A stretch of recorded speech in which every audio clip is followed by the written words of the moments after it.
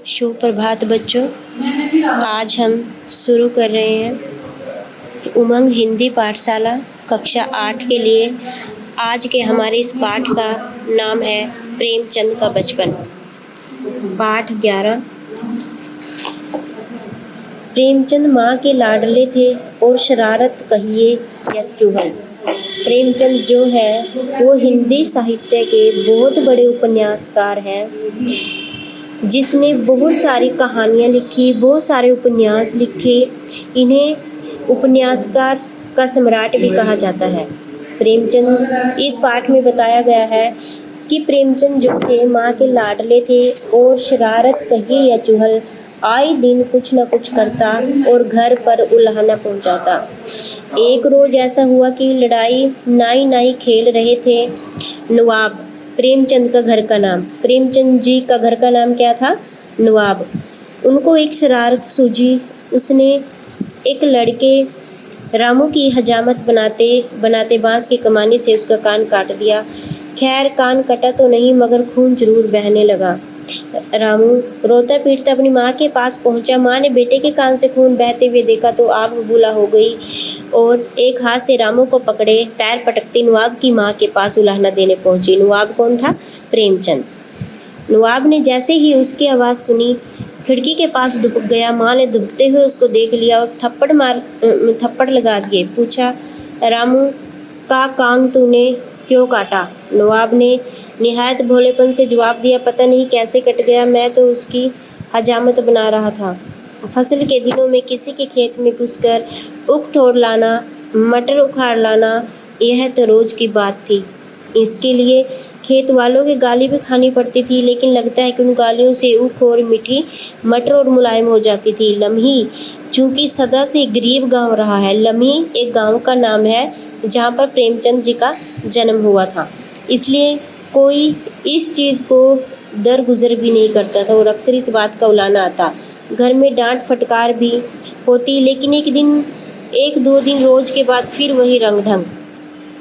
पत्थर फेंकने में भी नवाब बहुत उस्ताद थे। ऐसा ताक कर निशाना मारते कि 2-3 पत्थरों में आम जमीन पर नजर आता। पेड़ का रखवाला चिल्लाता ही रह जाता और नवाब की मंडली आम बीन बटोर कर चंपत हो जाती। और सबसे ज़्यादा मजा तो निशानेबाजी में तब आता जब आम पकने शुरू हो जाते। तेज आंखें सब आमों के पेड़ों को ताके रहती और जहाँ किसी डाल पर कोई कोपल दिखा नहीं कि पत्थरबाजी शुरू।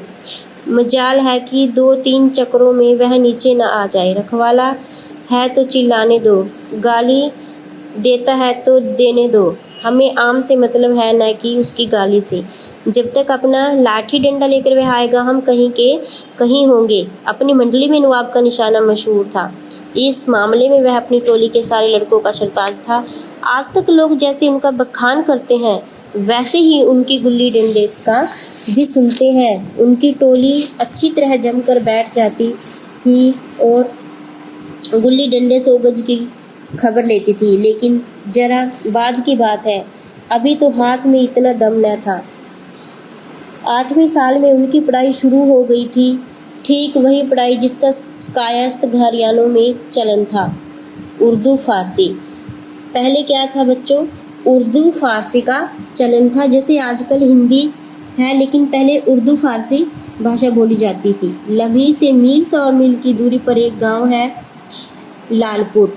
वहीं एक मौलाना साहब रहते थे जो पेशे से दर्जी थे मगर मदरसा भी लगाते थे। हाय बचपन तेरी याद नहीं भूलती। वह कच्चा टूटा घर, वह पुआल का बिछोना, वह नंगे पाँव खेतों में घूमना, आम के पेड़ों पर चढ़ना, सारी बातें आंखों के सामने घूम रही हैं। चमरोदे जूते पहनकर उस वक्त जितनी खुशी होती थी फ्लैक्स के बूटों से भी नहीं होती। गर्म पनवे रस में जो मजा था वह अब गुलाब के शरबत में भी नहीं। चपेने और कच्चे बेरों में जो रस था अब अंगूर और खीर मोहन में भी नहीं मिलता। मैं अपने चचेरे भाई हलदर, उसके प्रेमचंद का चचेरा भाई का नाम क्या था? हलदर, और हलदर का असली नाम था वो था बलभद्र, के साथ दूसरे गांव में मौलवी साहब के यहाँ पढ़ने जाया करता था। मेरी उम्र 8 साल की थी। हलदर मुझसे 2 साल बड़े थे। हम दोनों प्रातःकाल बासी रोटियां खाकर दोपहर के लिए मटर और जौ लेकर चल देते थे। फिर तो सारा दिन अपना था। मौलवी साहब के यहाँ कोई हाजिरी का रजिस्टर नहीं था कि और न ही गैर हाजिर का कोई जुर्माना देना पड़ता था। फिर डर किस बात का? कभी तो थाने के सामने खड़े सिपाहियों की कवायद देखते हम, और कभी किसी भालू या बंदर नचाने वाले मदारी के पीछे पीछे घूमने में दिन काट देते। कभी रेलवे स्टेशन की ओर जाते और गाड़ियों के बाहर देखते। गाड़ियों के समय का जितना ज्ञान हमको था उतना शायद टाइम टेबल बनाने वालों को भी नहीं था। रास्ते में शहर के महाजन ने बाग लगवाना शुरू किया था। वहाँ एक कुआं खुद रहा था, वह भी हमारे लिए दिलचस्प तमाशा था। बूढ़ा माली अपनी झोपड़ी में उन्हें बड़े प्रेम से बैठाता था। किसको? प्रेमचंद और उसके भाई को बड़े प्रेम से बैठाता, और हम उससे झगड़ कर उसका सारा काम कर देते। कहीं बाल्टी लेकर पौधों को सींच देते, तो कहीं खुरपी से क्यारियों को कोड़ रहे थे हम, कहीं कैंची से बेलों की पत्तियां छांट रहे थे। उन कामों में इतना आनंद आता था। माली बाल प्रकृति का पंडित था, हमसे काम लेता इस तरह से मानो हमारे ऊपर एहसान कर रहा हो। जितना काम वह दिन भर में करता हम घंटे भर में निपटा देते थे। कभी कभी हम हफ्तों गैर हाजिर रहते, पर मौलवी साहब से ऐसा बहाना कर देते कि उसकी चढ़ी हुई त्योरियां उतर जाती थी। कभी कभी हम हफ्तों से गैर हाजिर रहते, पर मौलवी साहब से बहाना कर देते थे। हमारा बहाना सुनकर उनकी चढ़ी हुई त्योरियां उतर जाती। उतनी कल्पना शक्ति आज होती तो ऐसा उपन्यास लिख डालता कि लोग चकित रह जाते। अब तो यह हाल है कि वो सिर खपाने के बाद कहानी सूझती है। खैर, हमारे मौलवी साहब दर्जी थे। मौलवीगिरी केवल शौक से करते थे। हम दोनों भाई अपने गांव के लोगों से उनकी खूब बड़ाई करते थे, या कहिए कि हम मौलवी साहब के एजेंट थे। हमारे उद्योग से जब मौलवी साहब को कुछ मिल जाता तो हम फूले नहीं समाते। जिस दिन कोई अच्छा बहाना न सूझता, मौलवी साहब के लिए कोई न कोई सौगात ले जाते। कभी शेर, आधा शेर कलियां तोड़ ली, तो कभी 10-5 चुक, कभी जौ या गेहूं की हरी बालें ले ली। इन सौगातों को देखते मौलवी साहब को क्रोध शांत हो जाता। जब इन चीज़ों की फसल न होती तो हम सजा से बचने का कोई और उपाय सोच लेते। मौलवी साहब को चिड़ियों का शौक था। मरकब में शाम बुलबुल, देहल, चंडूलों के पिंजड़े लटकते रहते थे। हमें सबक याद हो या ना हो, पर चिड़ियों को याद हो जाते थे। हमारे साथ ही वे भी पड़ा करती थी। इन चिड़ियों के बेसन पीसने में हम लोग खूब उत्साह दिखाते थे। मौलवी साहब सब लड़कों को पतंगे पकड़ लाने की विशेष ताकीद करते रहते थे। इन चिड़ियों को पतंगों से विशेष रुचि थी। कभी कभी हमारी बला फलिंगों के सिर चली जाती थी। उनका बलिदान कर हम मौलवी साहब के रौद्र रूप को प्रसन्न कर लिया करते थे। भगवान को प्रसाद चढ़ाए बिना कब वरदान मिला है, और गुरु की सेवा किए बिना किसी विद्या मिली है। पुराना कायदा तो कम से कम यही था, और फिर बहुत सी खिदमतें अंजाम देने होती होंगी। मसलन बकरी के वास्ते हरी भरी पत्तियां तोड़ लाना, बाजार जाकर सौदा सुलफ ले आना, और हुक्का तीर करने का जैसे जिक्र ही बेकार है। उसके बिना कभी किसी को कुछ भी आया? पढ़ाई का तरीका वही पुराना रहा होगा, जो कि बाद के तमाम नए प्रयोगों के बावजूद शायद सबसे अच्छा था, यानी रट्टत होता है रटना। गणित के मास्टर साहब पहाड़ा रटाते थे, और दर्जे भर के लड़के झूम झूम कर समवेत गायन की तरह पहाड़े रटते, और साथ के साथ 7-14 साथी की संस्कृति के पंडित जी गच्छति गच्छत गच्छामि रामो राम रामहा रटाते थे। और इन्हीं दिनों की बात है कि इन्होंने और हलदर ने मिलकर घर में 1 रुपया उड़ाया था। अब जरा उसकी दास्तान उन्हीं के मुंह से सुनिए। मुंह हाथ धोकर हम दोनों घर आए और डरते डरते कदम रखा। अब प्रेमचंद और उसका भाई जो हलदर है घर आते हैं। उन्होंने 1 रुपये चुरा लिया था घर से। जब वो दोनों घर आते हैं, देखिए क्या होता है। अगर कहीं इस वक्त तलाशी की नौबत आई तो भगवान ही मालिक है। वो दोनों भाई कहते हैं कि अगर घर वालों ने तलाशी ली ना तो भगवान मालिक है। लेकिन सब लोग अपना अपना काम कर रहे थे, कोई हमसे न बोला। हमने नाश्ता भी नहीं किया, चबेना भी नहीं खाया, किताब बगल में दबाई और मदरसे का रास्ता लिया।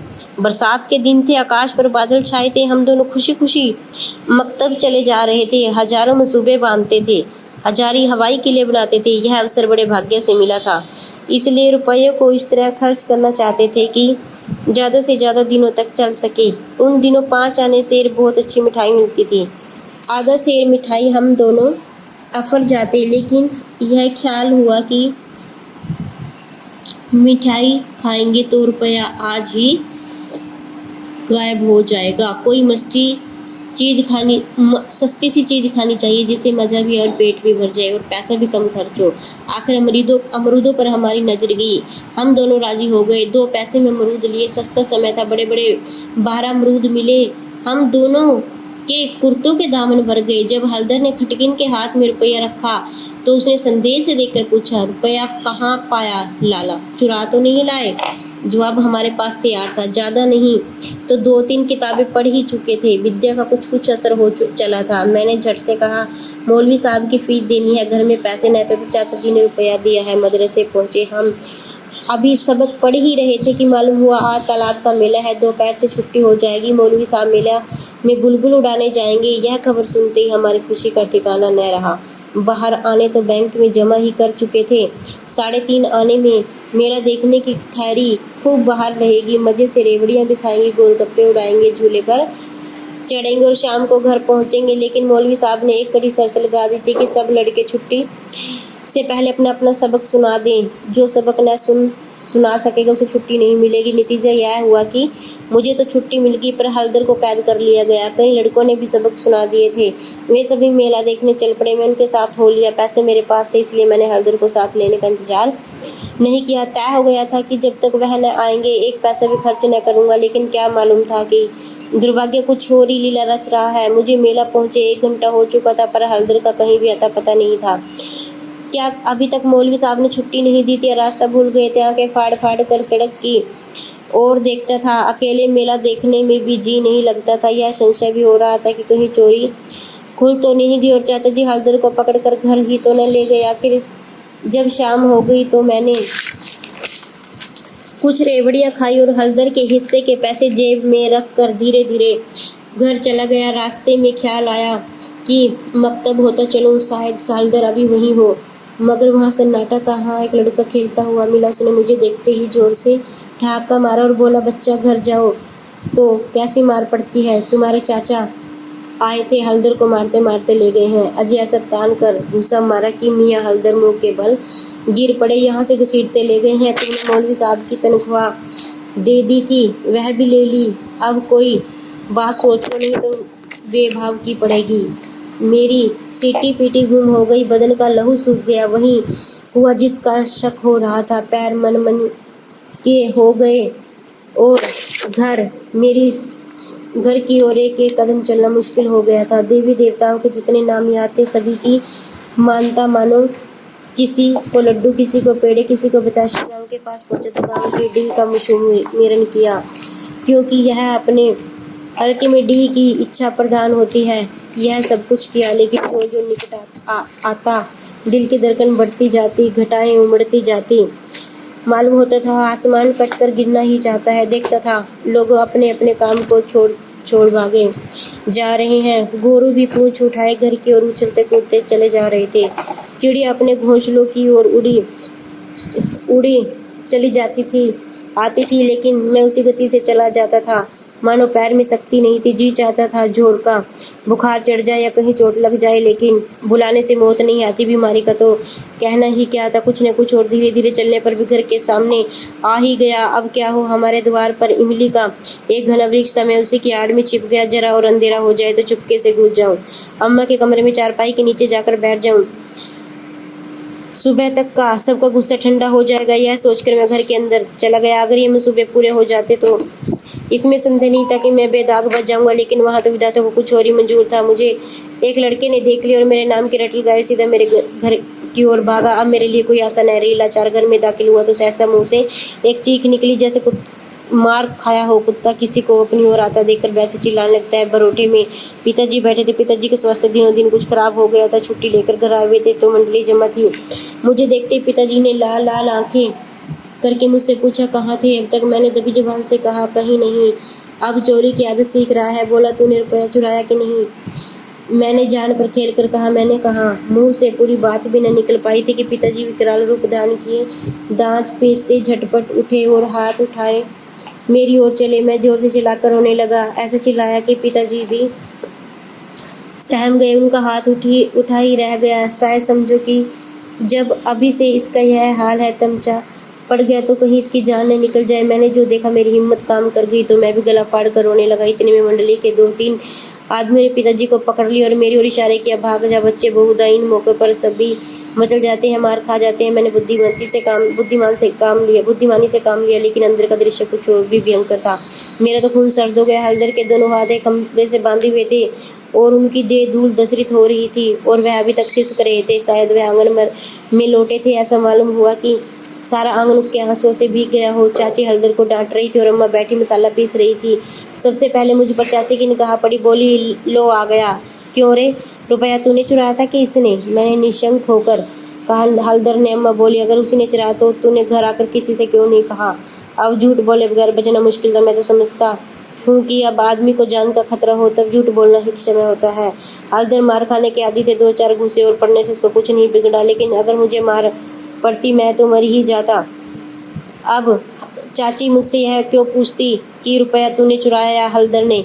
किसी भी सुदान से मेरा झूठ बोलना इस समय उचित नहीं था। मैंने छुटते ही कहा। हलदर कहते थे कि किसी से बताया तो मार ही डालूंगा। अम्मा, देखा वही बात निकली ना। मैं तो कहती थी कि इस बच्चे को ऐसी आदत नहीं है। पैसे तो वह हाथ से छूता भी नहीं है, लेकिन सब लोग मुझे कुल्लू बनाने लगे। हलदर, मैंने तुझसे कब कहा था कि बताऊंगा तो मारूंगा मैं? वही तालाब के किनारे। तो ऐसा था प्रेमचंद का बचपन। हाँ जी, यह हमारा पाठ था प्रेमचंद। अब हम इसके शब्दार्थ क्वेश्चन आंसरों का अध्ययन करेंगे। धन्यवाद।